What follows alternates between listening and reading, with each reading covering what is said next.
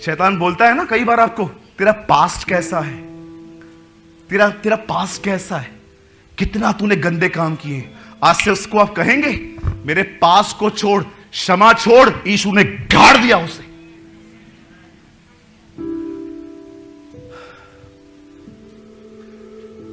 मैं यीशु मसीह के नाम से कहता हूं, मैं इस विश्वास से जीता, मेरा पास जिंदा नहीं है, मेरा पास यीशु ने गाड़ दिया।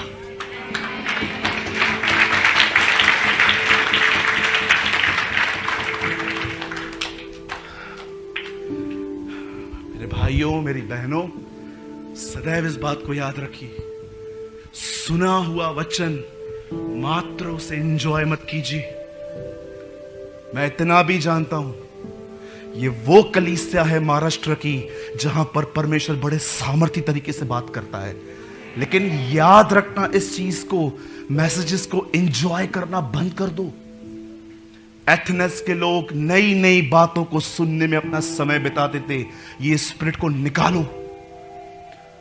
आप जानते हो एथेंस में जहां पौलुस ने गॉस्पेल प्रीच किया था विजडम से, उन्होंने एक मूर्ति देखी जिसमें लिखा था अनजाने ईश्वर के लिए, और पौल वहां पर खड़ा होकर कहता है जिसे तुम नहीं जानते, आओ मैं तुम्हें उसका सुसमाचार सुनाता हूं। उस नगर के लोगों के बारे में जानते क्या लिखा है?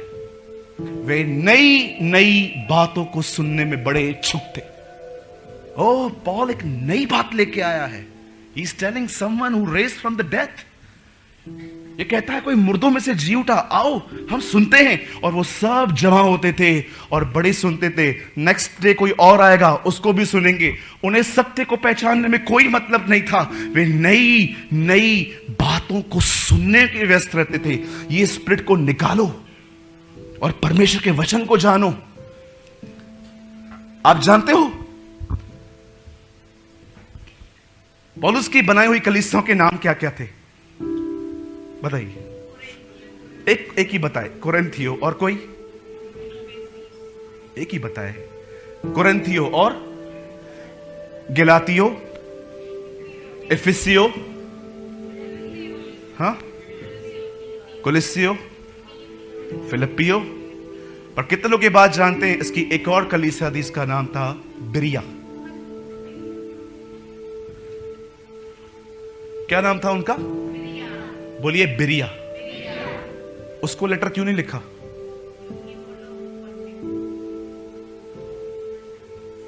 आप सोच सकते हो चेतन भाई, अगर हमारे कलीसिया में पौल आए और कहे मैं प्रचार करने के लिए आया हूं, और हम उसको ये कहें मीटिंग सुनने के बाद, पौलुस आपने बहुत अच्छा प्रचार किया, मजा आ गया, लेकिन हम आपके साथ सहमत हैं कि नहीं है, ये हम आपको अगले रविवार को बताएंगे।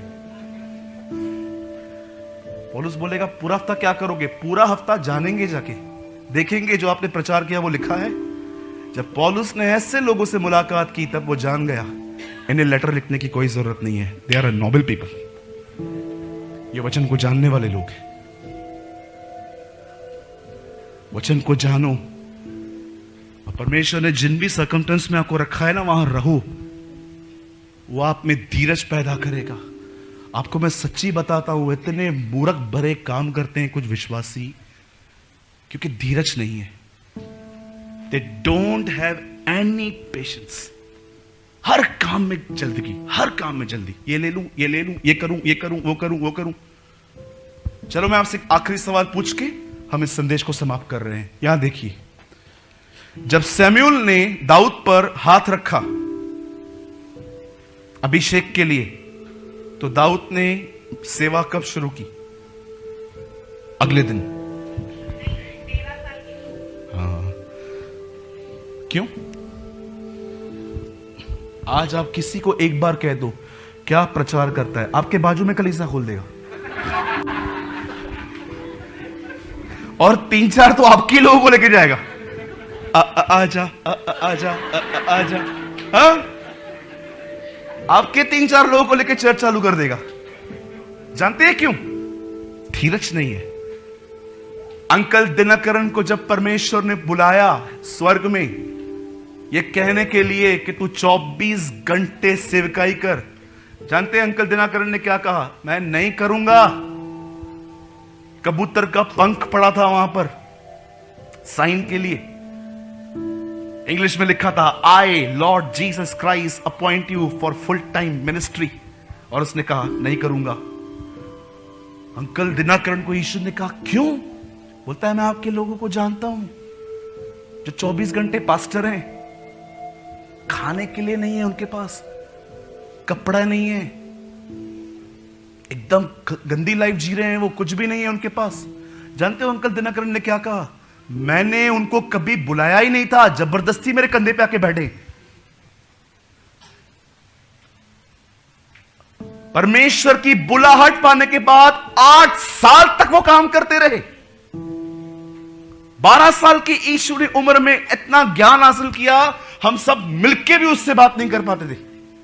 लेकिन फिर भी 18 साल खुदा ने उसे कहा जस्ट शट योर माउथ, शांत रहे, अपने मुंह को बंद रख और चुपचाप से काम कर। कितना पेशेंस! प्रभु जानता था दाऊद वो गलतियां न करे जो शाऊल ने की हैं।